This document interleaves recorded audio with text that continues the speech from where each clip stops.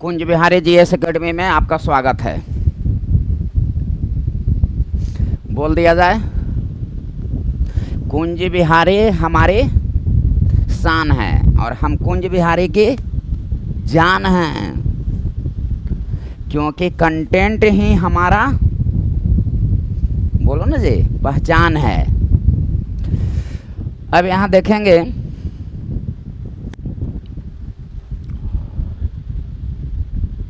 जीवन एक संघर्षमय है।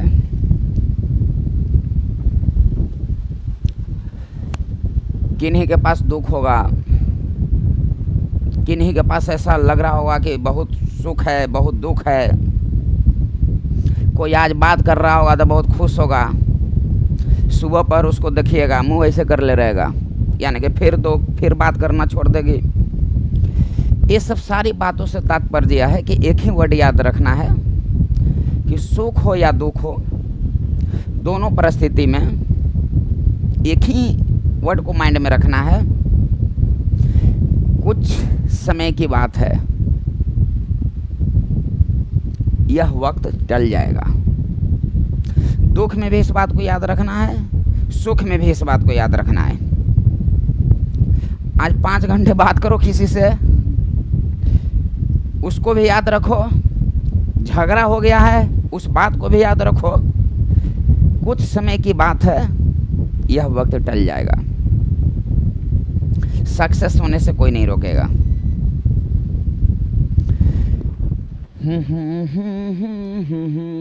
यहाँ जो है देखेंगे, आपका प्रश्न कह रहा है कि फोटोग्राफी में कौन सा अम्ल का प्रयोग किया जाता है। फोटोग्राफी में किस अम्ल का प्रयोग किया जाता है। इस क्वेश्चन को आप एक क्वेश्चन नहीं समझेंगे, यह एक क्वेश्चन नहीं है, 4 कोई विकल्प नहीं है। इसको बता देना तो 1 सेकंड का काम है कि इसका आंसर क्या होगा। एक बात बताइए कि हम इसका आंसर बता दिया, आप इसका आंसर जानते हैं, कोई ज़रूरी है कि यही पूछ देगा? नहीं। इससे संबंधित हम एसिड से संबंधित हम सारे पॉइंट को जानेंगे। आप समझेंगे ये कि यह एक क्वेश्चन के कारण आपका पूरा एक चैप्टर लगभग एंड हो जाएगा, समाप्त हो जाएगा। और वैसा क्वेश्चन को जानना है कि जो सब जाने वो जानना है और जो बहुत कम लोग जाने वो जानना है। रिजल्ट आपके पास में क्या बोलता है जी, दरोगा, बिहार पुलिस से सब क्या बोलता है? कुछ ऐसा कर कमाल कि हम तेरा हो जाएं। करो कमाल, देखल जाए। सब कॉपी लेकर से बैठ गए हैं, नोट लिखने के लिए रेडी हो जाइए। सब बोल दीजिए, अभी बात नहीं करेंगे। वीडियो को आप देखिए, उसका नोट बनाइए। हम बार बार बोलते हैं ना मन लगे एक कॉल बात कर लो फिर नोट बनाओ। चलिए यहाँ पर फोटोग्राफी में कौन सा अम्ल का प्रयोग किया जाता है, इसके पहले हम लोग थोड़ा सा देखेंगे। अम्ल, क्षार, लवण, इसको अंग्रेजी में बोलते हैं एसिड, इसको बोलते हैं बेस, क्षार या भस्म, इसको बोलते हैं salt. Acid, base and salt. लगभग कोई ऐसा एग्जाम नहीं है कि जहां यह क्वेश्चन नहीं पूछता हो एसिड से। हम लोग एक जनरल क्वेश्चन जानते हैं, संतरा में कौन एसिड, नींबू में कौन एसिड, इमली में कौन एसिड, थकान महसूस कौन एसिड, दूध में कौन एसिड, सेब में कौन एसिड, बिच्छू के डंक में, मधुमक्खी में, चींटी में, सिरका में।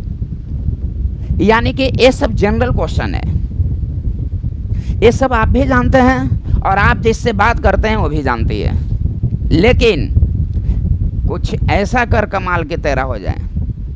अब यहाँ ध्यान से समझिए, आगे हम लोग उस क्वेश्चन को देखेंगे जो सब जानता हो और उस क्वेश्चन को देखेंगे जो बहुत कम लोग जानता हो। रिजल्ट आपके पास रहेगा।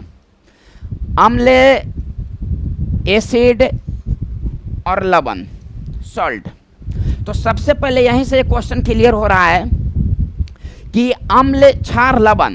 तो यहाँ पर आप बीच में दे देंगे डैश, यहाँ कर देंगे बराबर, यानी कि अम्ल प्लस क्षार बराबर लवण। ये पूछा हुआ क्वेश्चन है। और आपका यहां से एक क्वेश्चन शुरू हो गया कि निम्नलिखित में से अम्ल और क्षार जब मिल जाता है तो क्या बनता है, तो लवण बनता है। यानी कि अम्ल और क्षार के अभिक्रिया के परिणाम स्वरूप किसका निर्माण होता है, तो लवण का निर्माण होता है। यानी कि अम्ल प्लस, आप नोट बनाएंगे तो इस तरह से नोट बनाएंगे, सबसे पहले हेडिंग में दे देंगे अम्ल क्षार लवण, इसके बाद NOT नोट बना के लिखेंगे, अम्ल नोट लिख के डैश दे के लिखेंगे कि अम्ल प्लस क्षार बराबर लवण। फिर इसके बाद नोट दे के लिखेंगे कि अम्ल और क्षार के अभिक्रिया से लवण का निर्माण होती है, तो इस प्रकार की क्रिया को उदासीनीकरण क्रिया कहा जाता है। इस प्रकार की क्रिया को उदासीनीकरण क्रिया कहा जाता है।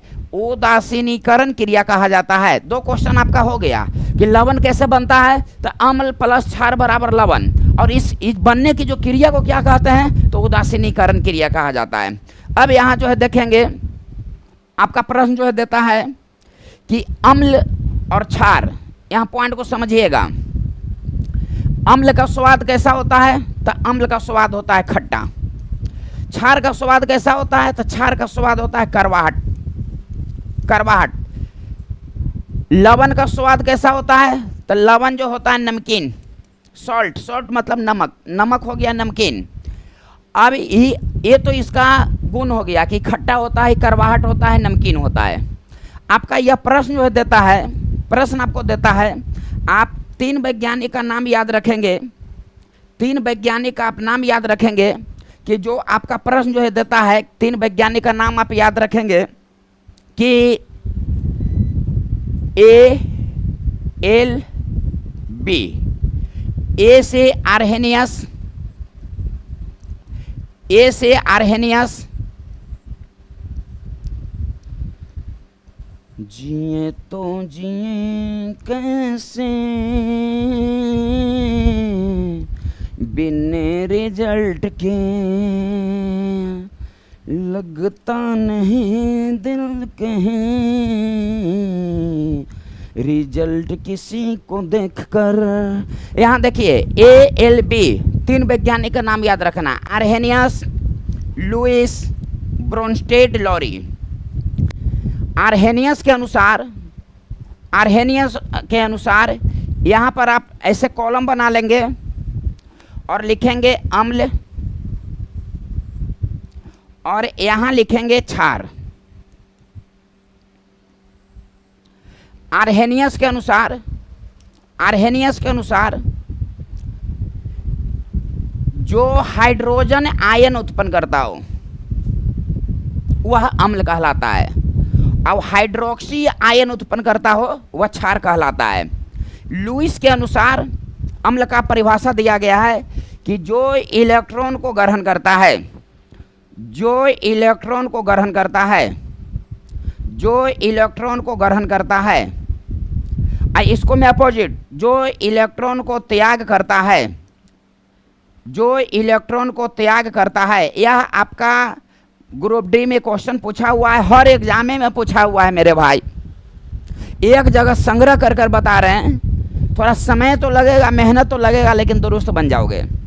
ब्रोनस्टेड, लॉरी का कहना है कि जब यह इलेक्ट्रॉन को ग्रहण करेगा तो यह प्रोटॉन को त्याग करेगा, यह प्रोटॉन देगा, प्रोटॉन को त्याग करेगा, और इसका उल्टा यह प्रोटॉन को ग्रहण करेगा, यह जो है प्रोटॉन को ग्रहण करेगा, यह प्रोटॉन को ग्रहण करेगा।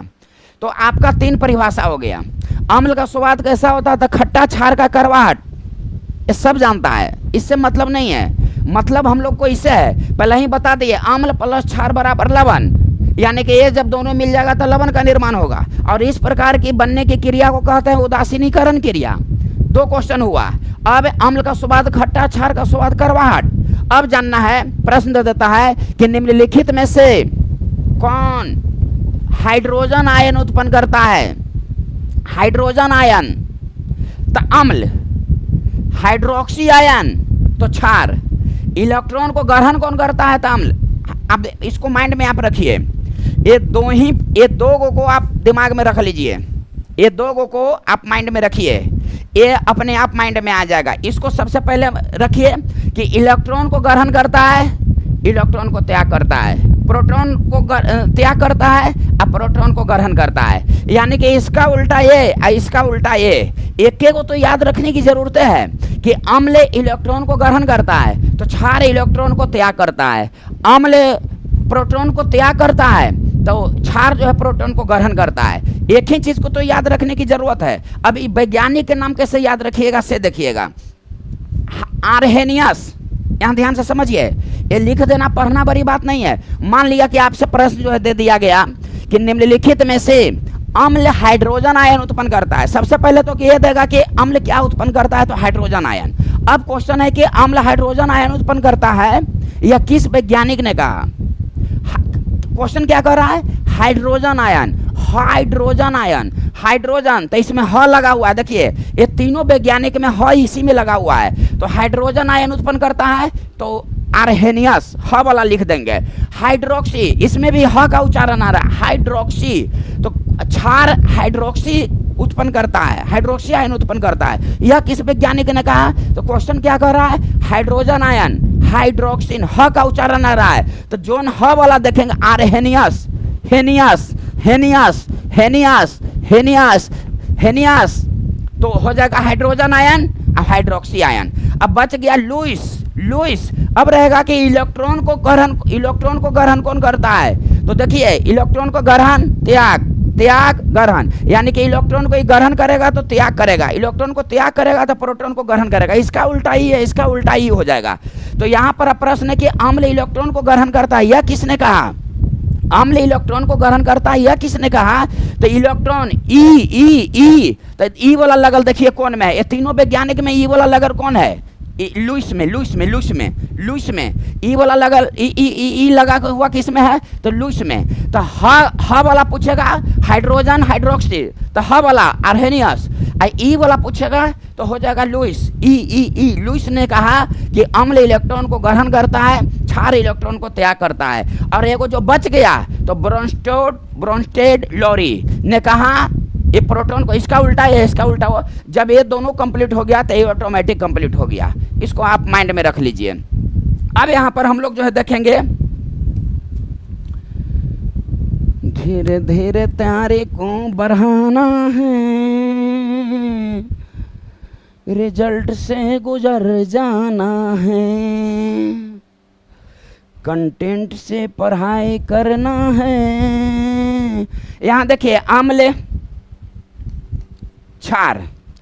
अब यहाँ ध्यान से समझिए, अम्ल का स्वाद कैसा होता है, तो खट्टा, क्षार का स्वाद कैसा होता है, तो करवाहट। अम्ल और क्षार से क्या बनता है, तो लवण। इस प्रक्रिया को क्या कहते हैं, तो उदासीनिक क्रिया कहते हैं।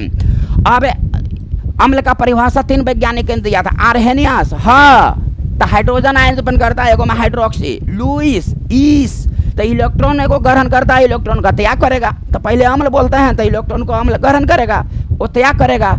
अब उसका उल्टा हो जाएगा, इलेक्ट्रॉन का जहाँ ग्रहण करेगा तो प्रोटॉन को त्याग करेगा, इलेक्ट्रॉन को जहाँ त्याग करेगा वहाँ ग्रहण करेगा। यह ब्रोंस्टेड लोरी ने कहा था।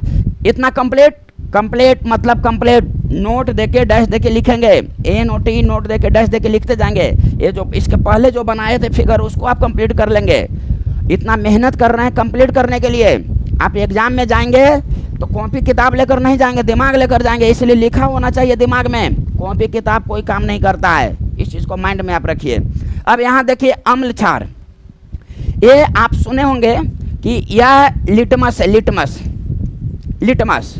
तो लिटमस को नीला, यानी कि नीला से रेड और रेड से नीला, नीला से रेड और रेड से नीला, ये आप माइंड में रखिए। तो नीला को रेड और रेड को नीला। तो यहाँ पर ध्यान दीजिए, अनीला, अनीला, अ से अम्ल, अम्ल क्या करता है, नी यानी कि नीला, ला तो लाल, यानी कि अम्ल नीला को रेड में चेंज कर देता है। ये आपका प्रश्न हमेशा पूछते रहता है कि निम्नलिखित में से नीला को रेड में कौन चेंज करता है, नीला लिटमस को रेड लिटमस में कौन चेंज करता है? तो अम्ल। ऐसे भी आप दिमाग में रखिएगा, अम्ल के अंत में है ल, तो लास्ट में हो जाएगा लाल। लाल तो किससे लाल? तो नीला से लाल। तो अम्ल अनीला, अम्ल अनीला, यानी कि अम्ल नीला को रेड में चेंज कर देता है। बेस क्या करता है? बेस क्या करता है? यहाँ ध्यान से समझिएगा, बेस क्या करता है? यानी कि बेस को बोलते हैं क्षार। तो क्षार क्या चेंज करता है? तो बेस को नीला पसंद है, बेस को यानी कि ब्लू पसंद है, बेस को ब्लू पसंद है। इसको दिमाग में रखिए। ये सुनने में देखने में बहुत आसान लग रहा है, एग्जाम में आपका मिस्टेक हो जाएगा।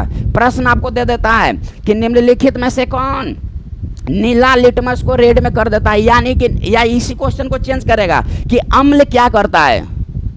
अम्ल क्या करता है? जो ही क्वेश्चन देखे अम्ल क्या करता है, तो अनीला यानी कि नीला से रेड में चेंज करता है। जो ही क्वेश्चन दो को बेस क्या करता है, ये दोनों में से एक को कंप्लीट हो गया तो एक तो एक दूसरे को अपोजिट हो कंप्लीट हो जाएगा।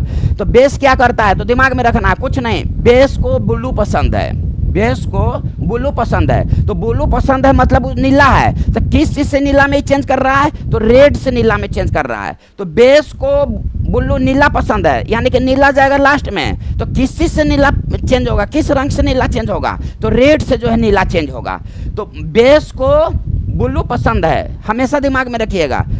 बी से बेस, बी से ब्लू, बेस को ब्लू पसंद है, यानी कि बेस यानी कि क्षार को नीला पसंद है, यानी कि नीला में चेंज कर देता है। किससे? तो रेड से।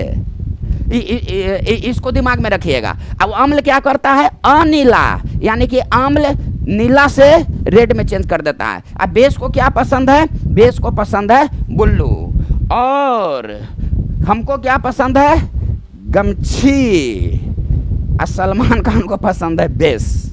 अब यहाँ जो है देखिए, ये आपका पॉइंट हो गया। अब यहाँ देखिए, नीला लिटमस को चेंज कर देता है, नीला लिटमस को रेड लिटमस में, रेड लिटमस को नीला लिटमस में। अब आप यहाँ देखेंगे, नोट देकर आप बनाएंगे, लिटमस लिखेंगे, लिटमस, लिटमस, लिटमस, ये लिटमस लिखेंगे। और इसके बारे में अब थोड़ा सा जाएंगे। हमारी बात पर मत ध्यान दीजिए, कंटेंट पर ध्यान दीजिए, कंटेंट पर। जो सब जानना है वो भी जान रहे हैं। हम लोग को छत पर चढ़ना रहता है मेरे भाई, तो छत पर हम लोग चढ़ते हैं तो डायरेक्ट छत पर नहीं चढ़ते हैं, लिफ्ट से भी जाते हैं तो धीरे धीरे ही ऊपर जाते हैं, हवाई जहाज से भी ऊपर जाते हैं तो धीरे धीरे ही ऊपर जाते हैं। यानी कि जब कुछ भी पॉइंट को शुरू करते हैं तो उसको धीरे धीरे ही हमको हाई लेवल तक पहुंचना है। आगे जो सब जानता है उसको जानना है, जो बहुत कम लोग जानता है या मिस्टेक होता है उसको जानना है। कैसे से देखते जाइए। लिटमस, लिटमस क्या है? तो एक प्राकृतिक सूचक है, इसको आप दिमाग में रखिएगा। लिटमस क्या है? तो एक प्राकृतिक सूचक है लिटमस। लिटमस क्या है? तो एक प्राकृतिक सूचक है। अगला पॉइंट है कि लिटमस की प्राप्ति किससे होती है? तो लाइकेन। लिटमस की प्राप्ति किससे होती है? तो लाइकेन से। लिटमस की प्राप्ति किससे होती है? तो लाइकेन से लिटमस की प्राप्ति होती है। और यह लाइकेन जो है किस समूह का पौधा है? तो थैलोफाइटा समूह का पौधा है, थैलोफाइटा समूह का पौधा है, थैलोफाइटा समूह का पौधा है। आ रही है बात को समझ में? लिटमस किससे प्राप्त होती है? तो लाइकेन से। लिटमस है क्या? तो प्राकृतिक सूचक है। प्राकृतिक सूचक का मतलब क्या हो गया कि लिटमस से हम ज्ञात कर सकते हैं, या जो सूचक पेड़ पौधे से प्राप्त हो उसको प्राकृतिक सूचक कहते हैं। तो यह लाइकेन से प्राप्त हो रहा है, इसलिए यह नेचुरल है, नेचुरल भगवान का दिया हुआ है, इसलिए यह प्राकृतिक सूचक है। सूचक का मतलब क्या हो गया कि हम लोग लिटमस से यह ज्ञात कर सकते हैं कि कौन अम्ल है और कौन क्षार है। तो सूचक कहते हैं किसको? यानी कि अम्ल और क्षार हम लोग ज्ञात करते हैं, जिससे वह सूचक कहलाता है। प्राकृतिक सूचक क्या हो गया? जो पेड़ पौधे से प्राप्त होता है। कृत्रिम सूचक क्या हो गया? जो रसायन से प्राप्त होता है, जैसे में मिथाइल ऑरेंज, फिनोप्थेलिन। ये झारखंड का एग्जाम हुआ था एसएससी का, उसमें यह क्वेश्चन पूछा हुआ था कि फिनोप्थेलिन जब अम्ल से भी क्रिया करता है तो क्या बनता है? क्षार से भी क्रिया करता है तो क्या बनता है? इस मिथाइल ऑरेंज जब अम्ल से भी क्रिया करता है तो रंग उसका कैसा हो जाता है? क्षार से भी क्रिया करता है तो रंग कैसा हो जाता है? ये सब क्वेश्चन आपको भीड़ से अलग कर देगा। हम वही बात कहना चाह रहे हैं, जो इजी क्वेश्चन है उसको हम लोग सबसे पहले देखेंगे, हार्ड क्वेश्चन को बाद में देखेंगे। नोट बनाना मत भूलिए, मन उबिया जाए, एक कॉल बात कर लो, एक बाद फिर आवो, फिर बात करो, फिर बनाओ, लेकिन एकदम नहीं, सब काम साथ साथ करो। अब यहाँ देखो, लिटमस क्या है? तो एक प्राकृतिक सूचक है। लिटमस की प्राप्ति किससे होती है? तो लाइकेन से होती है। यह किस समूह का पौधा है? तो थैलोफाइटा का समूह का पौधा है। आप ये जानिएगा कि लाइकेन एक जीव नहीं है, लाइकेन एक जीव नहीं है, गलत बात। तो क्या है लाइकेन? से यहाँ जो है देखिए, लाइकेन जो है, लाइकेन का निर्माण शैवाल और प्लस कवक से होती है। और शैवाल और कवक से जो होती है,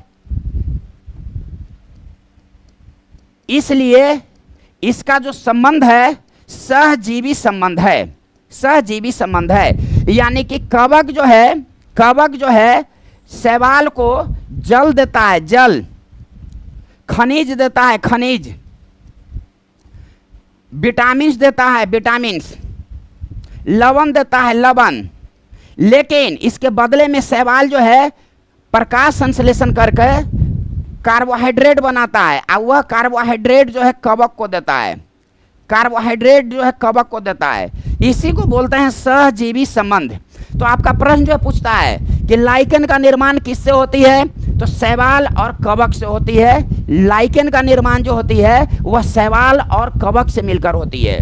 तो शैवाल और कवक से मिलकर होती है, यानी कि शैवाल कवक के ऊपर निर्भर है, कवक शैवाल के ऊपर निर्भर है। इसलिए इस संबंध को बोलते हैं सहजीवी संबंध। यानी कि हम लोग पति पति के ऊपर निर्भर है, पति पत्नी के ऊपर निर्भर है, यानी कि एक दूसरे के ऊपर निर्भर है। खाना एक दिन बनाना, सब्जी आप नहीं लाइएगा, खाना नहीं बनेगा, खाना नहीं बनेगा तो समझिए का दशा दुर्दशा में बदल जाता है, गति दुर्गति हो जाता है ना।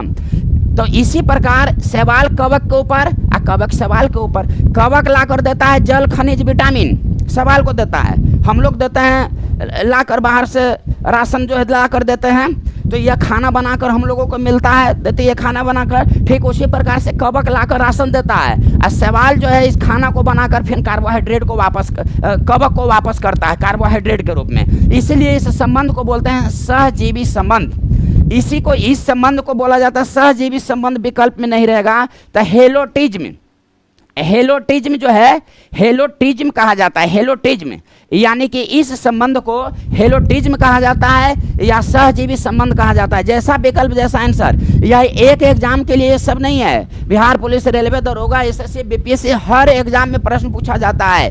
बताने वाले के ऊपर डिपेंड करता है कि कंटेंट किस तरह से दे रहा है। अब यहाँ पर देखिए, लिटमस क्या है? तो प्राकृतिक सूचक है। लिटमस की प्राप्ति किससे होती है? तो लाइकेन से। लाइकेन एक जीव नहीं है, दो जीव है। शैवाल और कवक से मिलकर किसका निर्माण होता है? तो लाइकेन का। कवक देता है जल, खनिज, ये सब लाकर, और शैवाल इसको भोजन बनाकर कार्बोहाइड्रेट के रूप में देता है। इसलिए एक दूसरे पर आश्रित है, इसलिए इसको बोलते हैं सहजीवी संबंध। और सहजीवी संबंध विकल्प में नहीं रहेगा तो हेलोटिज्म देगा, हेलोटिज्म जो है इसको विकल्प में देगा। तो दोनों में से एक कोई विकल्प रहेगा तो लगा दीजिएगा। अब यहाँ पर देखिएगा कि लाइकेन का अध्ययन क्या कहलाता है? तो लाइकेनोलॉजी, लाइकेन का अध्ययन लाइकेनोलॉजी। सवाल का अध्ययन क्या कहलाता है? तो सवाल का अध्ययन कहलाता है फाइकोलॉजी, सवाल का अध्ययन कहलाता है फाइकोलॉजी। यहाँ ध्यान से समझिए।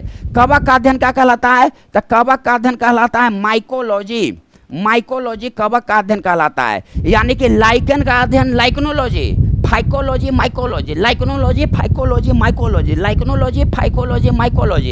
ये दोनों के मिश्रण से लाइकेन, ये दोनों में सहजीवी संबंध, हेलोटिज्म कहा जाता है। कवक देता है जल, खनिज, लवण, विटामिन, और शैवाल इसको चेंज करता है, भोजन बना कर देता है कार्बोहाइड्रेट के रूप में।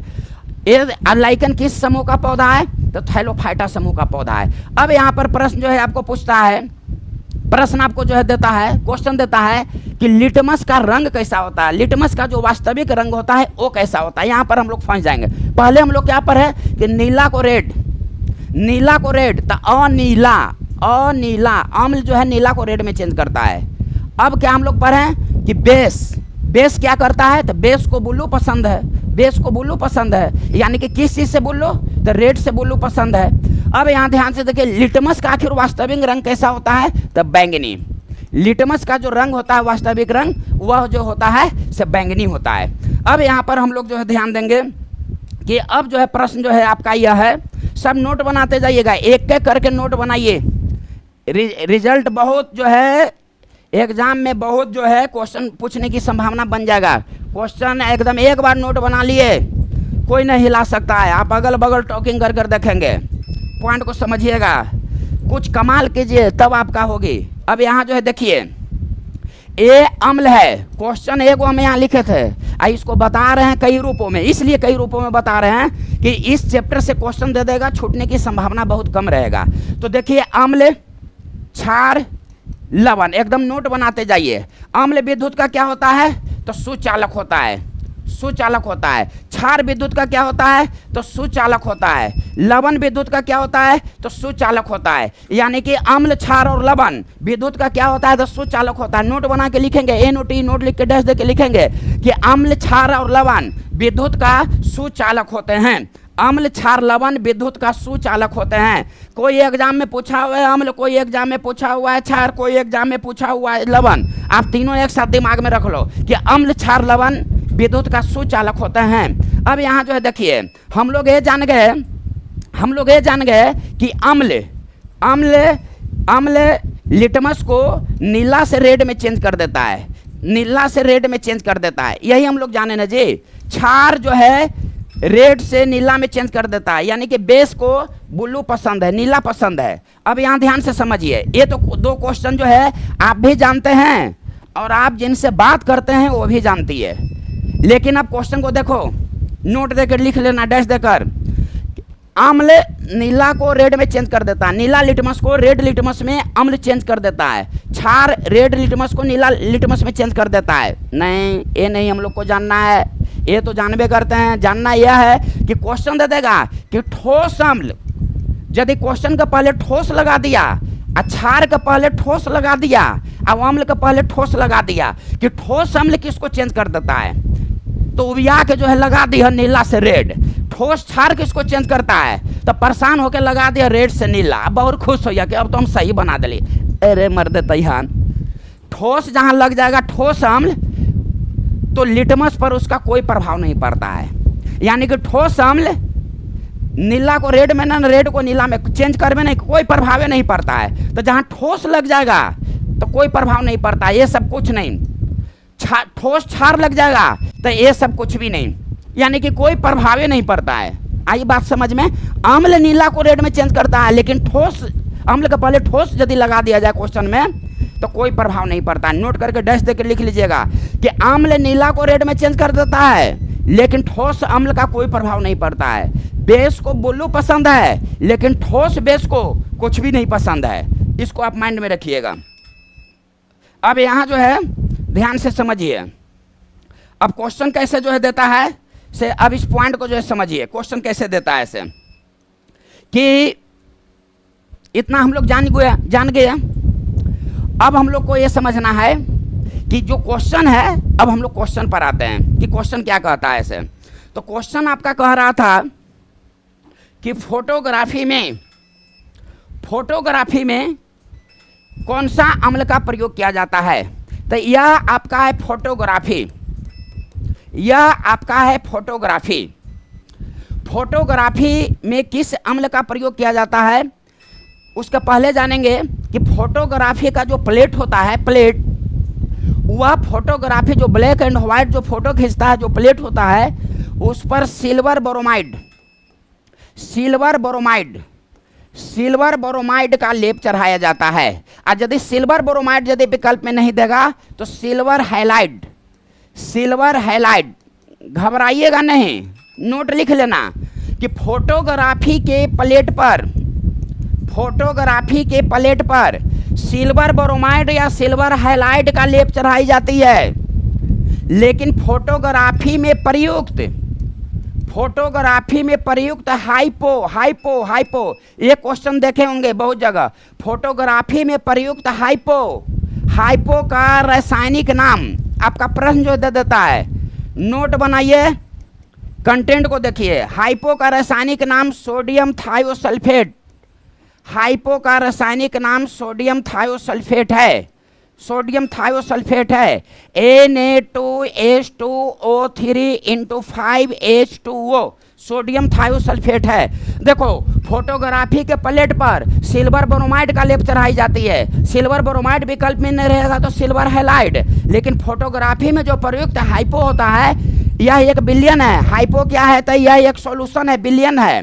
तो हाइपो का रासायनिक नाम है सोडियम थायोसल्फेट, Na2H2O3 × 5H2O। अब देता है कि इसमें सोडियम थायोसल्फेट में क्रिस्टलन जल कितना होता है, क्रिस्टलन जल कितना होता है? तो 5 होता है। 5 है ना यहाँ जी, H2O के पहले क्या लगा हुआ है? 5। तो क्रिस्टलन पानी कितना होता है? तो 5। प से पानी तो प से 5, यानी कि क्रिस्टलन जल कितना होता है? तो 5। H2S को पहले 5 न लगा हुआ है जी। तो फोटोग्राफी के प्लेट पर सिल्वर ब्रोमाइड या सिल्वर हैलाइड का लेप चढ़ाई जाती है। अब फोटोग्राफी में जो प्रयुक्त हाइपो होता है वो हाइपो का रासायनिक नाम है सोडियम थायोसल्फेट।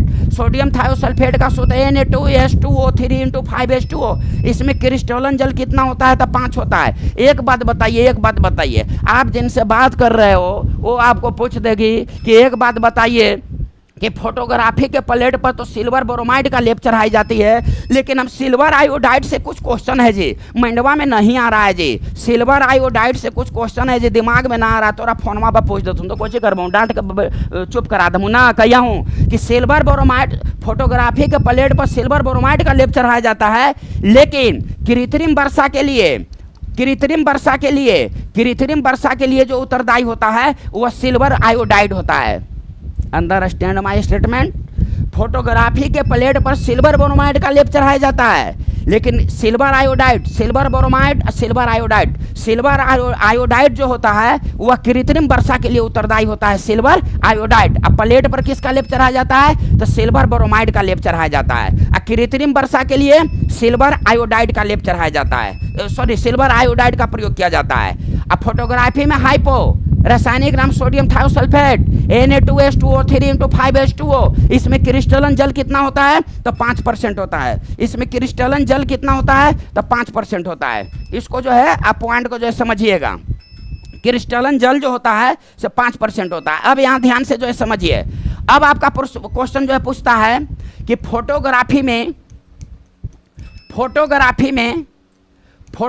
में किस एसिड का प्रयोग किया जाता है? एसिड को कह रहा है, एसिड, कि फोटोग्राफी में किस एसिड का प्रयोग किया जाता है, क्वेश्चन यही ना है। तो फोटोग्राफी में ऑक्जेलिक एसिड, फोटोग्राफी में किस एसिड का प्रयोग किया जाता है? तो ऑक्जेलिक एसिड का प्रयोग किया जाता है। ऑक्जेलिक एसिड से क्वेश्चन पूछो, क्वेश्चन जो है दे देगा कि पालक में कौन एसिड? तो ऑक्जेलिक एसिड। टमाटर में कौन एसिड? Oxalic acid. अमरूद में कौन एसिड? तो ऑक्जेलिक एसिड। ब्लीचिंग में कौन एसिड? तो ऑक्जेलिक एसिड। कपड़े से जंग के धब्बे को हटाने के लिए कौन एसिड? तो ऑक्जेलिक एसिड का प्रयोग किया जाता है। सारेल का वृक्ष में कौन एसिड? सारेल का वृक्ष में कौन एसिड? सारेल का वृक्ष में कौन एसिड का प्रयोग किया जाता है? सारेल का वृक्ष में कौन एसिड का प्रयोग किया जाता है? तो ऑक्जेलिक एसिड सारेल का वृक्ष में होता है। अब टमाटर नहीं दे देगा कि टमाटर के सॉस, तो वही बात सेम हुआ, बतवा is the same but difference is तनी मनी, सेम हुआ बात। तो पालक में ऑक्जेलिक एसिड, टमाटर में ऑक्जेलिक एसिड, टमाटर के सॉस में ऑक्जेलिक एसिड, ब्लीचिंग कराने में ऑक्जेलिक एसिड। अब कपड़े से जंग के धब्बे को हटाने के लिए, ये क्वेश्चन बहुत ज़्यादा फेमस है, कपड़े से जंग के धब्बे को हटाने के लिए ऑक्जेलिक एसिड का प्रयोग किया जाता है। अब यहाँ ध्यान से समझिए, जब कपड़े से जंग के धब्बे को हटा दे रहा है ऑक्जेलिक एसिड, तो चेहरा के धब्बे को न हटा देगा जी। इसीलिए ब्लीचिंग में, जो ब्लीचिंग है, ब्यूटी पार्लर में सब जाते हैं तो वहाँ पर जो ब्लीचिंग कराया जाता है तो उसमें ऑक्जेलिक एसिड का प्रयोग किया जाता है। जब कपड़े से जंग के धब्बे, याद करना है, याद करने के लिए इतना बकर बकर बकर बकर बोल रहे हैं, थोड़ा सुने लगी ना, कंप्लीट करे लगे बोल रहे हैं। कपड़े से जंग के धब्बे को हटाने के लिए ऑक्जेलिक एसिड, जब कपड़े के जंग के धब्बा हट जाएगा तो मुंह के धब्बा ना हटेगा। तो इसीलिए क्वेश्चन दे देगा कि ब्लीचिंग के लिए तो ऑक्जेलिक एसिड, जंग के धब्बे को कपड़े से जंग ऑक्जेलिक एसिड। देखा हूँ टमाटर, टमाटर ना ऐसे रगड़ जा है चेहरवा में, पूछिए उनका से जिनका से बात कर रहे हूँ, है ना, चेहरवा का धब्बा ना हटता है तो टमाटर में यानी कि ऑक्जेलिक एसिड, पालक में ऑक्जेलिक एसिड का प्रयोग किया जाता है। ऑक्जेलिक एसिड से क्वेश्चन दे देगा, छूटने की संभावना बहुत कम रहेगी। अब यहाँ पर हम लोग जो है देखेंगे कि क्वेश्चन क्या पूछता है, कैसे क्वेश्चन पूछता है से यहाँ जो है देखिए क्वेश्चन का क्या पैटर्न है से क्वेश्चन जो है देखिए।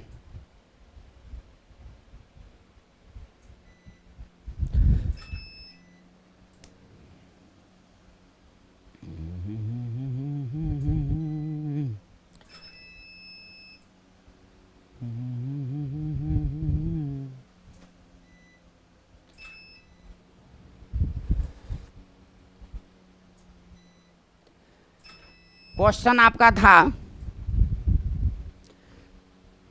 फोटोग्राफी में किस एसिड का प्रयोग किया जाता है, तो इसका आंसर क्या हो गया, ऑक्जेलिक एसिड। फोटोग्राफी में कौन सा अम्ल का प्रयोग किया जाता है तो आंसर क्या होगा, ऑक्जेलिक एसिड। अब ऑक्जेलिक एसिड से जितना भी क्वेश्चन था हम लोग सब समझ गए, फोटोग्राफी से जो भी था से हम लोग सब समझ गए। अब यहाँ जो है देखिए, अब आपका क्वेश्चन है एस्टिक एसिड। एस्टिक एसिड को आप दिमाग में रखिए कि यह एक खनिज अम्ल है। एस्टिक एसिड खनिज अम्ल है, number 1 point. Number 2 point, acetic acid से नंबर 2 पॉइंट समझेंगे कि इसको म्यूरेटिक एसिड कहा जाता है। म्यूरेटिक एसिड कहा जाता है, ब्यूटेरिक एसिड नहीं। इसी के साथ में देख लीजिए, ब्यूटेरिक, म्यूरेटिक और ब्यूटेरिक, घबराइएगा नहीं। ब्यूटेरिक बटर, ब्यूटेरिक मतलब बटर और बटर मतलब मक्खन। तो ब्यूटेरिक एसिड किस में पाई जाती है, तो मक्खन में पाई जाती है। और म्यूरेटिक एसिड किसका नाम है, तो एस्टिक एसिड का ही नाम है। क्वेश्चन देता है कि खनिज अम्ल किसको बोलते हैं, तो एस्टिक अम्ल को खनिज अम्ल कहा जाता है, इसका नाम है म्यूरेटिक एसिड। और यह सेब में, साबुन में, सुगंधित तेल, सिरका, सबसे ज्यादा क्वेश्चन पूछता है कि सिरका में कौन एसिड होता है, तो एस्टिक एसिड होता है। कितना परसेंट होता है एस्टिक एसिड, तो 3 से 6% होता है, नोट कर लीजिएगा। एस्टिक अम्ल खनिज अम्ल है, म्यूरेटिक एसिड कहा जाता है, और इसी को एस्टिक एसिड को ही बोलते हैं मैलिक एसिड। यदि एस्टिक एसिड यदि विकल्प में नहीं रहे तो इसका आंसर हो जाएगा मैलिक एसिड। आप इसको दिमाग में रखिए, इसका 3 नाम, यह एक 3 नाम खनिज अम्ल के अंतर्गत आता है, लेकिन इसको 2 नाम है, म्यूटेरिक एसिड या मैलिक एसिड। ये मैलिक एसिड विकल्प में तो मैलिक एसिड, म्यूटेरिक एसिड तो म्यूटेरिक एसिड होगा, लेकिन ब्यूटेरिक कहाँ हो गया, तो मक्खन में हो गया। जितना भी सब वाला है, सेब, साबुन, सुगंधित तेल, सिरका वाला माइंड में रखिएगा, सब में एस्टिक एसिड होता है, सिरका। लेकिन क्वेश्चन दे दिया है कि निम्नलिखित में से सिरका में लगभग कितना % एस्टिक एसिड पाई जाती है, तो 3 से 6% एस्टिक एसिड पाई जाती है, सिरका में पाई जाती है। यह एक खनिज अम्ल है, मैलिक एसिड, म्यूटेरिक एसिड। ब्यूटेरिक नहीं, ब्यूटेरिक पाया जाता है मक्खन में, ब्यूटेरिक एसिड होता है। अब यहाँ पर आगे जो हम लोग देखेंगे, अब अगला क्वेश्चन आपको जो है पूछता है कि फॉर्मिक एसिड, आगे पॉइंट है आपका फॉर्मिक एसिड। यहाँ पर पॉइंट को समझिए, फॉर्मिक एसिड, तो फॉर्मिक एसिड को ही बोलते हैं मेथोनोइक एसिड। फॉर्मिक एसिड को ही बोलते हैं मेथोनोइक एसिड। फॉर्मिक एसिड को ही बोलते हैं मेथोनोइक एसिड। फॉर्मिक एसिड चींटी जानते हैं, बिच्छू ये भी आप जानते हैं, मधुमक्खी ये भी आप जानते हैं। यानी कि जो काटने पर जलन पैदा करता है उसमें फॉर्मिक एसिड होता है। न बिच्छू काटता है तो कहता है कि पॉइजन चला गया, तो वो एसिड होता है। एसिड में क्या होता है, तो फॉर्मिक एसिड होता है। इसी का अन्य नाम क्या है, तो मेथोनोइक एसिड है। यानी कि जो फर काट के उड़ गया, फर मतलब फॉर्मिक, फर मतलब फॉर्मिक। मधुमक्खी काट के फरसुन उड़ गया, बिच्छू काट से फरसुन भाग गया, चींटी काट के फरसुन भाग गया, यानी कि जो फर हुआ से फॉर्मिक एसिड हो गया। इसका अन्य नाम क्या है, तो मेथोनोइक एसिड है। जो वैसा जीव जो काटने पर जलन पैदा करता है उसमें फॉर्मिक एसिड या मेथोनोइक एसिड होती है। और इसी को अब ध्यान से समझिएगा, इसी को यहां पर समझिए, ये जो बेकिंग पाउडर होता है, ये जो बेकिंग पाउडर जो होता है, या बेकिंग पाउडर की प्रकृति होती है क्षारीय। बेकिंग पाउडर इट मीन्स क्या हो गया, खाने वाला सोडा, ये हम आगे बताएंगे। खाने वाला सोडा, सोडियम बाइकार्बोनेट या सोडियम हाइड्रोजन बाइकार्बोनेट या NaCO3 × 10H2O, सब इसी को बोलते हैं। तो बेकिंग पाउडर की प्रकृति होती है क्षारीय। जब ये काटता है तो हमारे शरीर के अंदर प्रवेश करता है अम्ल, तो ये अम्लीयता के प्रभाव को कम कर देता है बेकिंग पाउडर। इसलिए खाने वाला यदि सोडा है मेरे भाई, तो यदि काट दे बिच्छू तो उसको धर के रगड़ दीजिए, तब यानी कि अम्लीयता का प्रभाव कम हो जाएगा। क्यों? क्योंकि बेकिंग पाउडर है क्षारीय, बेकिंग पाउडर है क्षारीय। आज जब इसको तो क्वेश्चन क्या हो गया कि बेकिंग पाउडर की प्रकृति कैसी होती है, तो क्षारीय। चींटी बिच्छू मधुमक्खी काटने पर किसका लेप चढ़ाई जाती है, तो बेकिंग पाउडर का। अब यहाँ पर देखे होंगे जो दूध होता है, जो दूध है, तो दूध में पाया जाता है लैक्टिक एसिड, दूध में पाया जाता है लैक्टिक एसिड। और लैक्टिक एसिड दूध में पाए जाते हैं, तो दूध को खट्टा होने से बचाने के लिए दूध में मिलाया जाता है बेकिंग पाउडर। क्यों?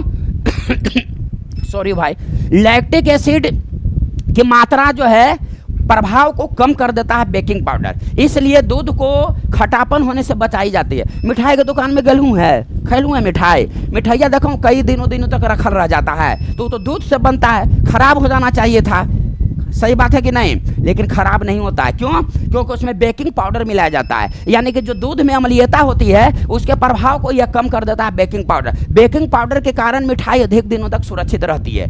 पॉइंट को समझिएगा। अच्छा, मिठाई से दिमाग में बात आ गया जी, मिठाइया के ऊपर जो सफ़ेद सफ़ेद टाइप का एक परत जमा होता है, वो जानते हैं कुछ जगह चांदी का परत चढ़ा जाता है। क्वेश्चन देता है कि मिठाई के ऊपर किसका परत चढ़ा जाता है, तो चांदी का परत चढ़ा जाता है। अच्छा, इससे भी एक और परत से दिमाग में आ गया जी, दिमाग में आया जी। सौर ऊर्जा के जो प्लेट होता है, जो प्रकाश ऊर्जा को ग्रहण करके जो विद्युत ऊर्जा में चेंज करता है, उस पर सीजियम का परत चढ़ा जाता है, सीजियम का लेप चढ़ा रहता है। एक और बात दिमाग में आ गया जी, दवाइया जब पैकिंगवा के अंदर के दवाइया जब खोल दमू ना, तो दवाइया खराब हो जाता है। पैकिंगवा के अंदर दवाइया जो है नहीं खराब होता, सुरक्षित रहता है। जानो का है, वो दवाइया का पैकिंग के अंदर सिलिका का लेप चढ़ाया जाता है। किसका लेप? सिलिका का लेप चढ़ाया जाता है। तो आप यहाँ जो है देखेंगे आगे कि बेकिंग पाउडर की प्रकृति क्षारीय होती है, और जहाँ पर अम्ल काम करता है उस अम्लीयता के प्रभाव को वह कम कर देता है। अब यहाँ पर ध्यान से जो है आप समझेंगे कि बेकिंग पाउडर की प्रकृति होती है क्षारीय, लेकिन आप यहाँ पर समझेंगे कि टूथपेस्ट की प्रकृति होती है क्षारीय। बेकिंग पाउडर यानी कि खाने वाला सोडा, बेकिंग पाउडर की प्रकृति होती है क्षारीय। यहाँ पर आप समझेंगे जो दांत का निर्माण जो एनामिल से होता है, दांत के ऊपरी जो ऐसे है नुकीलवा भाग, जरा पर से लड़ला पर दांत का जो एनामिल होता है, वह एनामिल बना होता है कैल्शियम फास्फेट से, कैल्शियम फास्फेट से एनामिल बना होता है। और इसकी जो प्रकृति होती है इसे क्षारीय होती है, इसकी जो प्रकृति होती है इसे क्षारीय होती है। दिमाग में रखिएगा, इसकी प्रकृति जो होती है इसे क्षारीय होती है। लेकिन हाइड्रोजन परऑक्साइड, आप नोट में बना लेंगे कि हाइड्रोजन परऑक्साइड और कॉपर सल्फेट, तो हाइड्रोजन परऑक्साइड मतलब हो गया H2O2 और कॉपर सल्फेट हो गया CuSO4। यह जो होता है से अम्लीय होता है, यह जो होता है से अम्लीय होता है। हाइड्रोजन परऑक्साइड और कॉपर सल्फेट, ये तीन को आप दिमाग में रखिए कि क्षारीय होता है। तब बेकिंग पाउडर क्षारीय होता है, इसका कार्य क्या है सब हम लोग जान गए। अब जानिए कि टूथपेस्ट क्षारीय होता है, जब धर का बरसवा सुबह सुबह रग रहा हूँ तो वह क्षारीय होता है। हमारे मुंह का यहाँ पर दिमाग में यहाँ पर नोट करके लिखना, नोट करके लिखना, कंटेंट है, इसको नोट बना लो, एग्जाम में गर्दा उड़ जाएगा। यानी कि जब हमारे मुख का पीएच मान 5.5 से कम हो, यानी कि अम्लीय हो, जब हो जाता है तो दंत का क्षय प्रारंभ हो जाता है। 5.5 से कम होने पर दंत क्षय प्रारंभ हो जाता है। आज जब वर्षा का जल का पीएच मान जब 5.6 से कम होता है तो उसको अम्लीय वर्षा कहते हैं। 5.6 से कम होता है तो उसको अम्लीय वर्षा कहते हैं।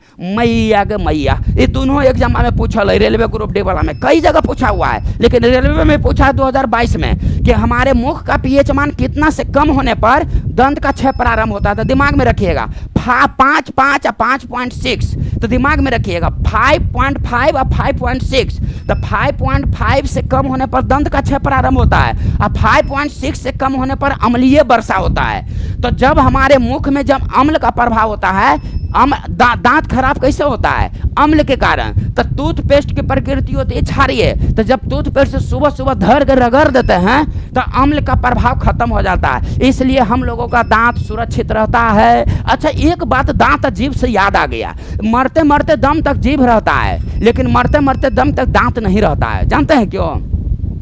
जीभ नॉर्मल है, दांत कठोर है। इसलिए जीवन में आगे बढ़ना हो, जीवन में सुखमय जीवन यापन करना हो, नॉर्मल बना हुआ रहिए। दांत जैसा कठोर नहीं, जीभ जैसा मुलायम रहिए, क्योंकि जीभ जीवन के अंत तक जाता है और दांत पहले है टोट टाट के बराबर, क्योंकि वो हार्ड होता है। हार्ड मत बनिए, नॉर्मल बनिए, नॉर्मल। तो टूथपेस्ट को आप समझ गए कि इसकी प्रकृति जब क्षारीय होती है तो हमारे दांत में, मुख में जो अम्लीयता होती है उसके प्रभाव को कम कर देता है। ये 5.5 और 5.6 एक जगह आप नोट करके लिख लेंगे। ये दोनों क्वेश्चन जो है आपका पूछा हुआ है। अब एनामिल का प्रकृति होती है कैल्शियम फास्फेट, क्षारीय, इसीलिए दांत जो होता है, क्षारीय जो होती है, अम्लीयता के प्रभाव को कम कर देती है और दांत पर अम्ल का प्रभाव नहीं पड़ता है। यानी कि इसकी प्रकृति क्षारीय होती है, कैल्शियम फास्फेट से ही बना होता है। ये जो दोनों होता है इसका प्रकृति अम्लीय होती है। H2O2 और कॉपर सल्फेट की प्रकृति अम्लीय होती है। क्वेश्चन दे देता है कि कॉपर सल्फेट किसको किसको चेंज में करता है, तो नीला को रेड में चेंज करता है। ये भी क्वेश्चन है जी, रेलवे में पूछा है जी, रेलवे में पूछा हुआ है जी, MTS में, SSC में भी पूछा हुआ है जी कि कॉपर सल्फेट जैसे में अम्ल क्या करता है, तो अम्ल नीला को रेड में चेंज कर देता है। अम्ल क्या करता है, नीला को रेड में चेंज कर देता है। तो उसी तरह से कॉपर सल्फेट अम्ल न हुआ जी, कॉपर सल्फेट की प्रकृति अम्लीय है। तो क्वेश्चन में अम्ल नहीं देकर सीधा सीधे दे दिया कि कॉपर सल्फेट क्या करता है, तो कॉपर सल्फेट की प्रकृति अम्लीय है, तो अम्लीय का जो काम होगा वही काम कॉपर सल्फेट का होगा। तो अम्ल का क्या काम है, नीला को रेड में, तो इसका भी क्या काम हो जाएगा, नीला को रेड में दो मार देते हैं। हाइड्रोजन परऑक्साइड क्या है, जैसे में बंद कमरा है, तो बंद कमरा को शुद्ध करने के लिए क्वेश्चन देता है कि बंद कमरा को शुद्ध करने के लिए किसका प्रयोग किया जाता है, तो हाइड्रोजन परऑक्साइड का। हाइड्रोजन परऑक्साइड का कहाँ प्रयोग किया जाता है, जो पुराना तैल चित्रों को उभारने के लिए, यानी कि कोई कागज पर लिखा हुआ कागज पर तेल जो है गिर गया,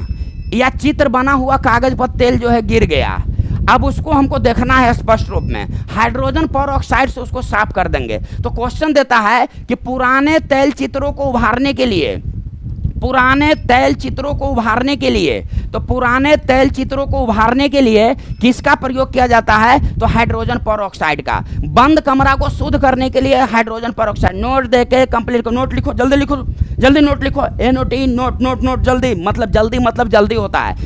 और अब मन भी आ गया था, जाओ एक कॉल बात करके आओ, लेकिन लिखो जरूर कि बंद कमरा को शुद्ध करने के लिए हाइड्रोजन परऑक्साइड और पुराने तैल चित्रों को उभारने के लिए हाइड्रोजन परऑक्साइड का प्रयोग किया जाता है। और ये दोनों की प्रकृति होती है अम्लीय, इसका होता है क्षारीय।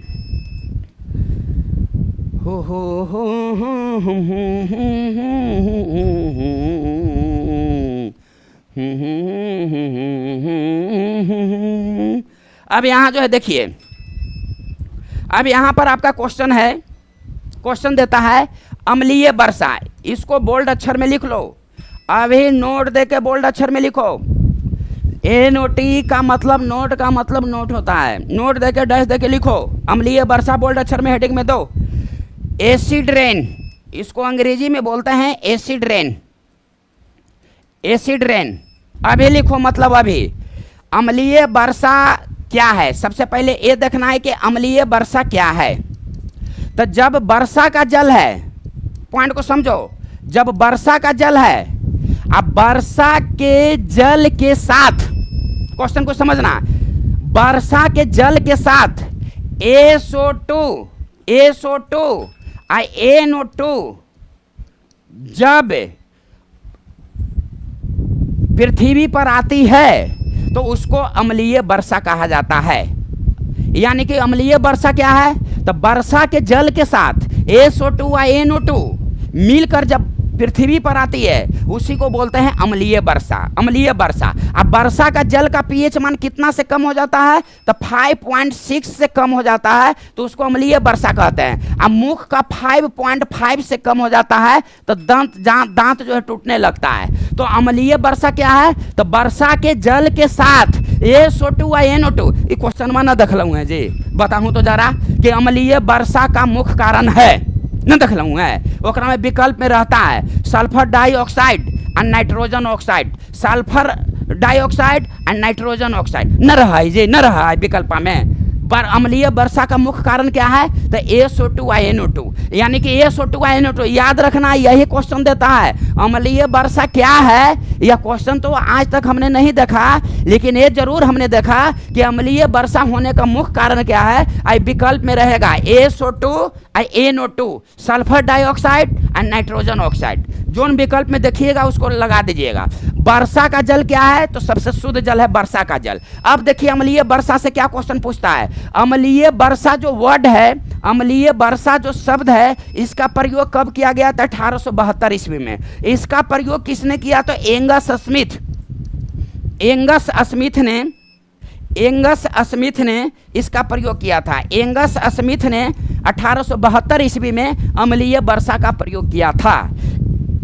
ये भी क्वेश्चन पूछा हुआ है, SO2 NO2 वाला भी पूछा हुआ है, 1872 वाला भी पूछा हुआ है, एंगस स्मिथ वाला भी पूछा हुआ है। सब एकत्रित कर दिए, इसको नोट बनाओ, रिजल्ट लाओ, मन पसंद से अपना जीवन यापन करो, दिमाग में इसको जो है रखो। अब यहाँ जो है देखिएगा, अभी मेहनत अकेले में करो, खामोशी से करो। कहते हैं ना कि अभी खामोशी है, फिर शोर आएगा। आज तुम्हारा वक्त है, कल मेरा दौर आएगा। सही बात है कि नहीं? अभी सही बात कब होगा? नोटवा बनाएगा तब। नोट बनाए जल्दी। अम्लीय वर्षा क्या है? तो वर्षा के जल के साथ SO2 या NO2। अम्लीय वर्षा का मुख्य कारण जोन विकल्प में ये दोनों देखिए वो दोनों हो जाएगा। अम्लीय वर्षा का क्या होता है? पीएच मान। वर्षा का जल का पीएच मान जब 5.6 से कम हो जाता है तो अम्लीय वर्षा का निर्माण होता है। और दंत का क्षय प्रारंभ होता है 5.5 से कम होने पर। अम्लीय वर्षा शब्द का प्रयोग 1872 में किसने किया? तो एंगस स्मिथ ने किया। अब यहाँ जो है ध्यान से समझिएगा। अब आपका प्रश्न जो है पूछता है, अब आपका प्रश्न है कि टार्ट्रिक एसिड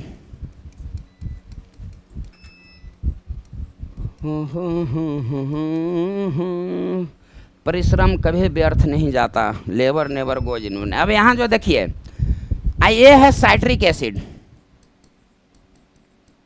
साइट्रिक एसिड जो अधिक खट्टा हो, जैसे में इमली। Tartaric acid. बेकिंग पाउडर जिसकी चर्चा हम लोग कर रहे थे कि बेकिंग पाउडर के खाने वाला सोडा जिसकी प्रकृति होती है क्षारीय, दूध में मिला दीजिए, खराब नहीं होगा क्योंकि अम्लीयता के प्रभाव को कम कर देगा। मिठाई बनाते हैं उसमें मिला दीजिए, अम्लीयता के प्रभाव को कम कर देगा। तो इमली में टार्ट्रिक, बेकिंग पाउडर में टार्ट्रिक, अंगूर में जो है टार्ट्रिक एसिड होती है। साइट्रिक एसिड जो कम खट्टा हो, संतरा, नींबू, इस समय साइट्रिक एसिड होती है जो कम खट्टा होता है। जो अधिक खट्टा होता है उसमें टार्ट्रिक एसिड पाया जाता है। Tartaric acid. बेकिंग पाउडर को आप दिमाग में रखिएगा। बेकिंग पाउडर और सिरका एक साथ आप नोट करके लिख लीजिएगा। अब दिमाग में आ रहा है वो सिरका तो पहले बता दूँ तो फिर कहला लिखावित हूँ, फिर कहला लिखावित है। अब ये दोनों एक साथ जो यदि लिख लीजिएगा, आप पहले भी पढ़े हुए हैं। एक बार तो बात कर लूँ तो दोबारा ना बात कर रहा हूँ, एक बार देख लूँ तो दोबारा ना दिखाऊँ, तब ना याद होता है प्रेम जी, तब ना जल्दी याद होगा जी। कि बेकिंग पाउडर और सिरका नोट लिख के डच दे के लिख लीजिएगा कि बेकिंग पाउडर में टार्ट्रिक एसिड पाई जाती है, लेकिन सिरका में एस्टिक एसिड पाई जाती है जिसका परसेंटेज 3 से 6% होती है। अब ना बोलेंगे। अब यहाँ जो है देखो, अब चाहे जो हो जाए मैं तो रिजल्ट लेकर रहूँगा। अब यहाँ जो है देखिए, अब आपका प्रश्न जो देता है कि ये हो गया आपको HCl, ये हो गया आपको हाइड्रोफ्लोरिक एसिड, ये आपका हो गया H2SO4, ये आपका हो गया HNO3 अब यहाँ ध्यान से समझिए, ए में इसमें ऑक्सीजन है, इसमें ऑक्सीजन नहीं है, तो ये दोनों जो हो गया से हाइड्रा अम्ल हो गया, हाइड्रा एसिड। तो आपका क्वेश्चन देता है कि निम्नलिखित में से वैसा अम्ल जिसमें ऑक्सीजन नहीं होता है हाइड्रा अम्ल, और जिसमें ऑक्सीजन होता है उसको कहा जाता है ऑक्सी अम्ल। यानी कि इसमें ऑक्सीजन की उपस्थिति नहीं होती है और इसमें ऑक्सीजन की उपस्थिति होती है, यानी कि हाइड्रा अम्ल में ऑक्सीजन नहीं होती है। तो जहां पर देखेंगे कि ऑक्सीजन, एक क्वेश्चन दे दिया है जी, ये विकल्प दे दिया कि निम्नलिखित में से कौन हाइड्रा अम्ल है और निम्नलिखित में से कौन ऑक्सी अम्ल है। तो इसको कैसे आप देखेंगे, जिसमें ऑक्सीजन तो ऑक्सी अम्ल, जिसमें ऑक्सीजन नहीं तो हाइड्रा अम्ल। दिमाग में रखिएगा, H2SO4 HNO3 ऑक्सी अम्ल है। ऑक्सी अम्ल के साथ साथ यह प्रबल अम्ल है, यह प्रबल अम्ल है। अगे मैया गे मैया, क्वेश्चनवा दे दिया है कि निम्नलिखित में से कौन प्रबल अम्ल है। तो H2SO4 HNO3, तो प्रबल अम्ल का मतलब क्या हो गया कि जिसमें हाइड्रोजन आयन की सांद्रता अधिक हो वो प्रबल अम्ल। और दुर्बल अम्ल का मतलब क्या हो गया, तो दुर्बल अम्ल में जो होता है कि जिसकी आयन की सांद्रता कम हो तो वह दुर्बल अम्ल हो गया, और जिसकी आयन हाइड्रोजन आयन की सांद्रता अधिक हो तो प्रबल अम्ल हो गया। तो H2SO4 HNO3 हो गया प्रबल अम्ल। और हाइड्रा अम्ल कौन हो गया, तो जिसमें ऑक्सीजन नहीं है। तो ये दोनों में ऑक्सीजन नहीं है, ये दोनों में ऑक्सीजन है तो ऑक्सी अम्ल, इसमें नहीं है तो हाइड्रा अम्ल। प्रबल अम्ल H2SO4 HNO3 क्या है, तो यह एक प्रबल अम्ल है। क्वेश्चन देता है कि यह एक प्रबल अम्ल है। अब यहाँ जो है देखिए, एकदम नोट बनाते जाना मेरे भाई, नोट बनाते जाना, किसी के चक्कर में मत रहो, नोट बनाओ, सब आपके चक्कर में रहेगा। अब यहाँ जो है ध्यान से समझो, जितना भी ठंडे पेय पदार्थ है, ठंडे पेय पदार्थ, ठंडे पेय पदार्थ में कार्बोनिक एसिड होता है, कार्बोनिक एसिड। ठंडे पेय पदार्थ में कार्बोनिक एसिड होता है। कार्बोनिक एसिड जो होता है से ठंडे पेय पदार्थ में होता है कार्बोनिक एसिड। कार्बोनिक एसिड दुर्बल अम्ल होता है, दुर्बल अम्ल। H2SO4 HNO3 प्रबल अम्ल हो गया।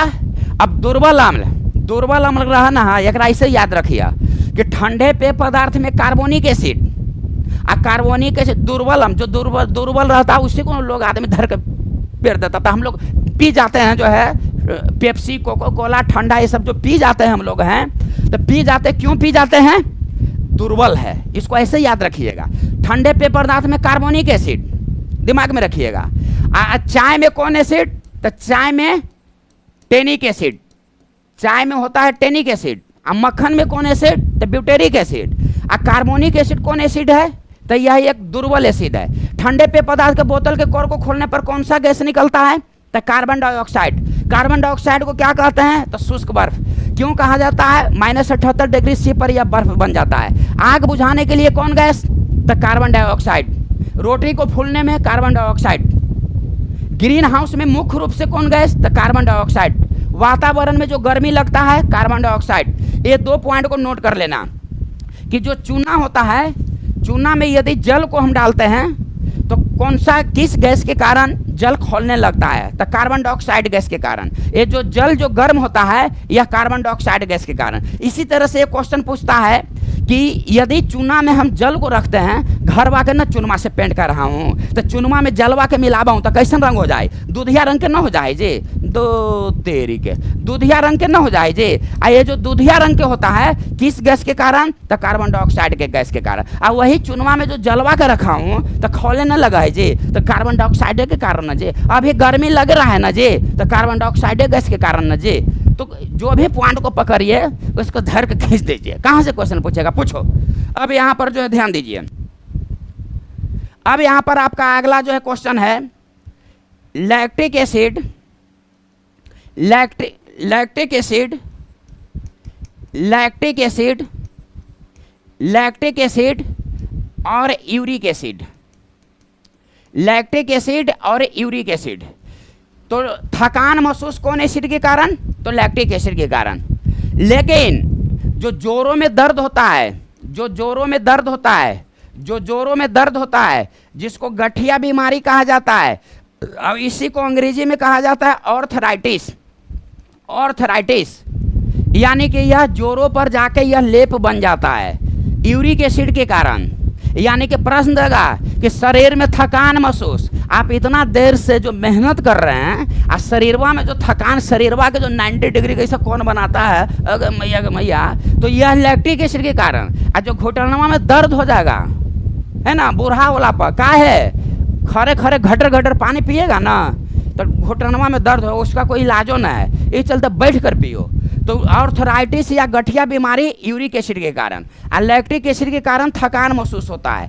दूध में कौन एसिड होता है तो लैक्टिक एसिड, दही में कौन एसिड होता है तो लैक्टिक एसिड। यानी कि दूध और दही का जो निर्माण, दूध और दही में जो मीठापन और खट्टापन होता है, एक साथ 4 क्वेश्चन दिमाग में रखो। दूध का खट्टा होना लैक्टिक एसिड, दूध का मीठा होना लैक्टिक एसिड, दही का खट्टा होना लैक्टिक एसिड, दही का मीठा होना तो लैक्टिक एसिड। यानी कि दूध और दही का खट्टा और मीठा होना लैक्टिक एसिड के उपस्थिति के कारण होती है, और थकान महसूस लैक्टिक एसिड, और यूरिक एसिड के कारण गठिया बीमारी होती है, आर्थराइटिस होती है। कुछ देर की खामोशी है, एक दिन शोर आएगा, आज तुम्हारा वक्त है, कल मेरा समय आएगा। अब यहाँ जो है ध्यान से समझो, हम थोड़ा देर पहले चर्चा कर रहे थे कि आग बुझाने के लिए कौन गैस, चर्चा कर रहे थे तो कार्बन डाइऑक्साइड। इसको आप नोट कर लेना, आग बुझाने के लिए, आग बुझाने के लिए कौन सी गैस, कौन सी गैस, आग बुझाने के लिए, आग बुझाने के लिए धातु,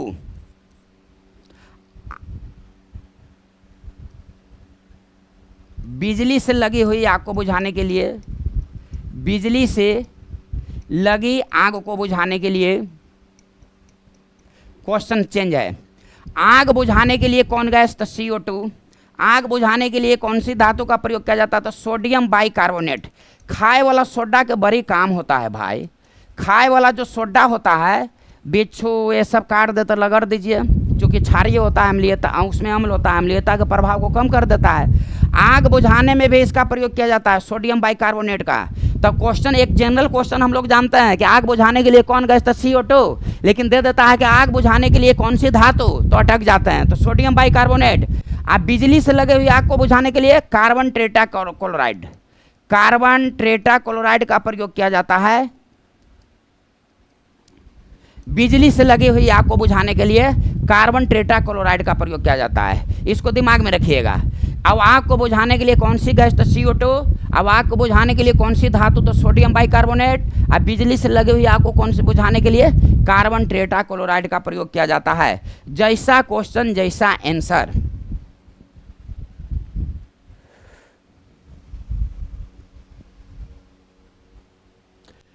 तो इसका आंसर क्या हो जाएगा, ऑक्जेलिक एसिड। नोट बना लीजिएगा। अब दिमाग में आ रहा होगा कि ये क्वेश्चन में, इस सेटवा में देखे थे, ये क्वेश्चन में, ये एग्जाम में देखे थे, ये क्वेश्चन में, ये एग्जाम में देखेंगे थे। देखने से नहीं होगा, बार बार देखने से होगा। न मन लग रहा है, गमछे के बिना न मन लग रहा है। देखो, बेस को क्या पसंद है बोलो, यानी कि बेस क्या करता है, नीला। क्या पसंद है तो गमछा है वो। बेस किसको पसंद है कमेंट में कर देना। चलिए, ये आपके सारे पॉइंट था एसिड से, बेस से। एक थोड़ा सा देख लेते हैं कि आपका क्वेश्चन पूछता है, ये आपका है हल्दी, हल्दी, ये आपका है एसिड, ये आपका है क्षार।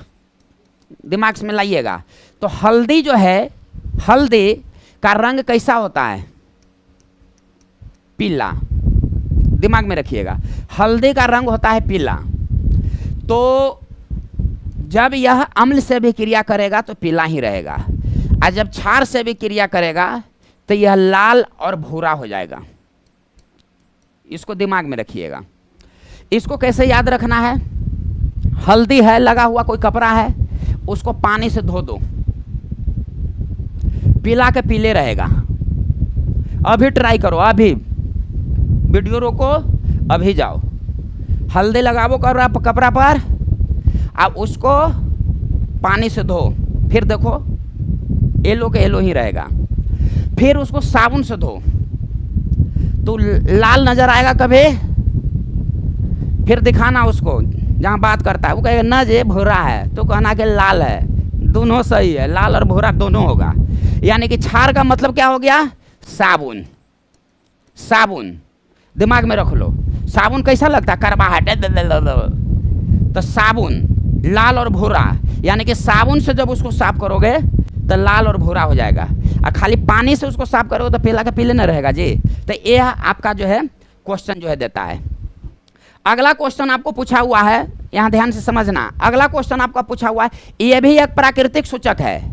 लिटमस और हल्दी ये प्राकृतिक सूचक है। आपका क्वेश्चन दे देगा कि लिटमस कौन सूचक है, तो प्राकृतिक, और जो बताना था सो उसके बारे में बता दिए।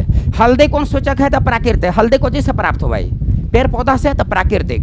अब यहाँ पर जो है देखिए मिथाइल ऑरेंज, ये सब जो क्वेश्चन है से भीड़ से अलग कर देगा direct. Methyl orange, methyl orange, आप फिनोप्थोलिन, फिनोप्थेलिन, मिथाइल ऑरेंज। तो मिथाइल ऑरेंज क्या करता है? देखो मिथाइल के अंत में क्या है, इसको ऐसे याद रखना। मिथाइल के अंत में ल है तो लाल, लास्ट में क्या है? ऑरेंज। ऑरेंज का रंग कैसा होता है? नारंगी। तो यहाँ मार दिए नारंगी, मर देते हैं। कुछ है जी? कुछ नहीं है, माइंड में सेट कर लो। प्रश्न दे देगा कि मिथाइल ऑरेंज जब अम्ल से अभिक्रिया करता है तो क्या बनेगा, और मिथाइल ऑरेंज जब क्षार से अभिक्रिया करेगा तो क्या बनेगा। तो इसी दो वर्ड में इसका आंसर छिपा हुआ है। मिथाइल पहले है, अम्ल पहले है। तो मिथाइल के लास्ट में ल है तो लाल, अब मिथाइल के अंत में ऑरेंज है तो ऑरेंज का रंग कैसा होता है? कैसा होता है? नारंगी। तो यहाँ नारंगी हो गया क्षार से अभिक्रिया करने के बाद। अब फिनोप्थेलिन दिमाग में रखिएगा, फिनोप्थेलिन, ये फिनो जो होता है अम्ल से अभिक्रिया करने पर रंगहीन हो जाता है, इसका कोई कलर नहीं होता है। देख रहा है फिनो, अब कोई पूछेगा फिनो का रंग कैसा होता है, तो तुमने जाना है कैसा होता है, सीधे बोल दो कि ना होता है कोई रंग, रंगहीन होता है। और थेलिन, थेलिन थैला, थैला जो आपके आएगी वो थैला लेकर कैसा चलेगी, तो गुलाबी कलर के, क्योंकि गुलाबी इन लोगों को ज़्यादा पसंद होता है, गुलाबी कलर, पिंक कलर। तो फिनो रंगहीन हो गया अम्ल से अभिक्रिया करने पर। थेलिन थैला, थैला कैसा लेकर चलेगी, तो गुलाबी। अकोची से उसको साफ करेगी तो साबुन से, यानी कि क्षार से अभिक्रिया करने पर, साबुन से अभिक्रिया करने पर गुलाबी हो जाता है। यह क्वेश्चन आपको भीड़ से अलग कर देगा। अब यहाँ पर क्वेश्चन को जो है देखिए थोड़ा सा समझते हैं कि नोट्स बनाओ। नोट्स बना रहा है जे, नोट्स बनाइए। नोट्स का मतलब नोट्स होता है, हल्का में मत लीजिए। बताओ बेस को क्या पसंद है? बुल्लू, हमको गमछी। तो बुल्लू नीला, अम्ल अनीला, कॉपर सल्फेट अम्लीय है, तो नीला को भी रेड में चेंज करेगा। 22 में पूछा हुआ है ग्रुप डी में, कॉपर सल्फेट का जलीय विलयन क्या होता था? अम्लीय है। हाइड्रोजन पेरोक्साइड का अम्लीय है। बेकिंग पाउडर क्षारीय होता था ना दूधवा मिठाइया में जी, टूथपेस्ट क्षारीय होता था ना, अम्लीयता के प्रभाव को कम कर देता है। दांत में ना मिल होता क्षारीय होता तब न जी। अभी हम दोबारा बोल देते ना सर, दोबारा बोल दिए, दोबारा ना बोलेंगे, 4 बार ना बोलेंगे तो तुम्हें के सुनाई जाएगा बहरीन के। अब यहाँ जो है देखो, अब अगला पॉइंट को जो है देखो, H2SO4 इसको सल्फ्यूरिक एसिड कहा जाता है। सल्फ्यूरिक एसिड, जितना भी अम्ल है अम्लों का राजा कहा जाता है सल्फ्यूरिक एसिड को। लेकिन प्रश्न दे देगा कि धातुओं का राजा, मामला फंस गया। धातुओं का राजा किसको कहा जाता है? तो धातुओं का राजा कहा जाता है गोल्ड को, सोना को। अम्लों का राजा किसको कहा जाता है? तो सल्फ्यूरिक एसिड को। इसी के साथ में आप दिमाग में रखा, अम्लों का राजा प्लस रसायनों का राजा। रसायनों का राजा किसको कहा जाता है? तो सल्फ्यूरिक एसिड को। और धातुओं का राजा किसको कहा जाता है? तो गोल्ड को। अब इससे 2 क्वेश्चन हो गए थे, एक से 2 को मार दिए। नोबेल धातु किसको कहा जाता है? तो नोबेल धातु कहा जाता है गोल्ड को। और नोबेल गैस, तो नोबेल गैस तो 6 को है, लेकिन ज़्यादातर विकल्प में देता है हीलियम। हीलियम मार देना, helium, neon, argon, krypton, xenon, radon, 6 को है। स्ट्रेंजर गैस जेनॉन को कहा जाता है। सर्वाधिक रासायनिक यौगिक बनाता है जेनॉन। और कौन ऐसा अक्रिय गैस है जो सबसे भारी है? तो रेडॉन। वायुमंडल में कौन अक्रिय गैस नहीं पाई जाती है? तो रेडॉन। भूकंप आने से पूर्व कौन अक्रिय गैस में वृद्धि होती है? तो रेडॉन। एक क्वेश्चन फिर से अलग कर देगा। कैंसर को उपचार के लिए कौन अक्रिय गैस? तो रेडॉन। सबसे हल्का अक्रिय गैस तो हीलियम। विज्ञापन के लिए तो नियॉन। तो सब टॉपिक बताएंगे आपको एक एक पॉइंट बाय पॉइंट। जो सब जानता है वो, जो बहुत लोग कम जानता है वो, बहुत कम लोग जानता है वो, यानी कि अर्थात कुल मिला के निष्कर्ष कुछ ऐसा कर कमाल कि हम, अब आगे तुम बोलो। अब यहाँ जो है देखो, अब आपका प्रश्न जो है देता है, अब आपका प्रश्न जो है देता है कि नोट करके लिखिएगा, NOT note, question number 1, note number 2 और नोट नंबर 3। नोट नंबर 1 क्या है कि अम्ल, अम्लों में समान रूप से पाए जाने वाला तत्व है। अम्लों में समान रूप से पाए जाने वाला तत्व कौन है? तो हाइड्रोजन। हाइड्रोजन। अब अगला क्वेश्चन देता है कि जब अम्ल, जब धातु से भी क्रिया करता है तो किस गैस का उत्सर्जन होता है? तो हाइड्रोजन। लेकिन जब अम्ल कार्बोनेट से भी क्रिया करता है, कार्बोनेट से, तो कौन सा गैस का उत्सर्जन होता है? तो CO2। ये तीनों को क्वेश्चन के तीनों को 1 2 दिन के लिख लेना। आप बोलो ये कहीं देखा है कि नहीं देखा है, कहीं देखा है, कहीं मिस्टेक हुआ है कि नहीं होता, हमेशा होता होगा। यानी कि अम्लों में समान रूप से पाए जाने वाला तत्व कौन है? तो हाइड्रोजन। और जब अम्ल धातु से भी क्रिया करेगा तो कौन गैस का उत्सर्जन होगा? तो हाइड्रोजन का। लेकिन अम्ल जब कार्बोनेट से भी क्रिया करेगा तो ये दोनों का आंसर होगा हाइड्रोजन। दिमाग में इसके चक्कर में मत रहो, ये दोनों का आंसर होगा हाइड्रोजन। कोई एगो के चक्कर में रहो, इसको खाली दिमाग में रख लो कि अम्ल जब कार्बोनेट से भी क्रिया करेगा तो क से कार्बोनेट तो क से कार्बन डाइऑक्साइड, क से कार्बोनेट तो क से कार्बन डाइऑक्साइड, क से कार्बोनेट तो क से कार्बन डाइऑक्साइड। यानी कि अम्ल कार्बोनेट से भी क्रिया करेगा तो कार्बन डाइऑक्साइड का उत्सर्जन होगा। ये दोनों का आंसर होगा हाइड्रोजन। अम्लों में समान रूप से पाए जाने वाला तत्व हाइड्रोजन। जब अम्ल धातु से भी क्रिया करता है तो हाइड्रोजन, लेकिन कार्बोनेट से भी क्रिया करता है तो बताओ, कार्बोनेट से, क से कार्बोनेट तो क से कार्बन डाइऑक्साइड। अब वो दोनों का आंसर हाइड्रोजन। किसके चक्कर में रहना? इसके चक्कर में, केगो के चक्कर में, एगो के, यानी कि कार्बोनेट के चक्कर में। यानी कि जब अम्ल कार्बोनेट से भी क्रिया करता है तो कार्बन डाइऑक्साइड, क से कार्बोनेट, क से कार्बन डाइऑक्साइड। और जब धातु से तो हाइड्रोजन। अब अम्लों में समान रूप से पाए जाने वाला तत्व कौन है? तो हाइड्रोजन। ये हम कह लिया। अम्लों में समान रूप से पाए जाने वाला तत्व कौन है? ये हम कह लिया। गमछिया वाला सर कहलथिन ना ना ना, डेवी नामक वैज्ञानिक ने कहा था। अम्लों में समान रूप से पाए जाने वाला तत्व कौन है? हाइड्रोजन। या किसका कथन है? पूछल है जी।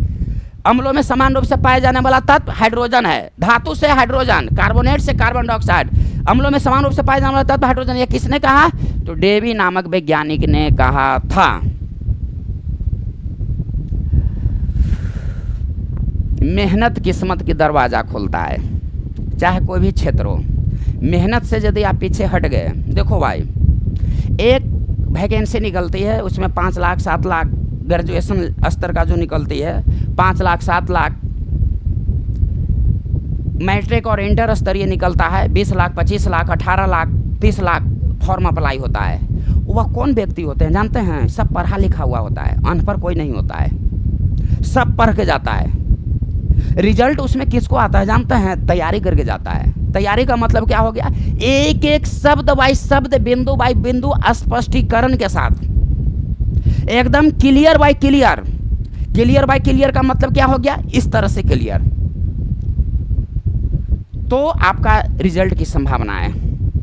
न तो हम लोग बोलते हैं बहुत पढ़े रिजल्ट नहीं आया, सही बोल रहा है, पढ़े इसलिए नहीं आया, तैयारी कहाँ की है? सही बात है कि नहीं? अब बहुत देर हो गया, अब जाकर अपना अपना से बात करो। एक बाद आकर, ध्यान दो, बात करके आकर उसको फिर एक बार रिवीजन करो, फिर बात करो, फिर रिवीजन करो, फिर हमरा तुम बताना, अपने आप मन में सोचना कि पढ़ाई किसको बोलते हैं, तैयारी किसको बोलते हैं। तो बोलना, कुंज बिहारी शान है और हम कुंज बिहारी की जान हैं, क्योंकि कंटेंट ही गमछिया वाला सर का पहचान है। राधे राधे दोस्तों, अगले वीडियो में मिलते हैं, तब तक जाकर बात करो।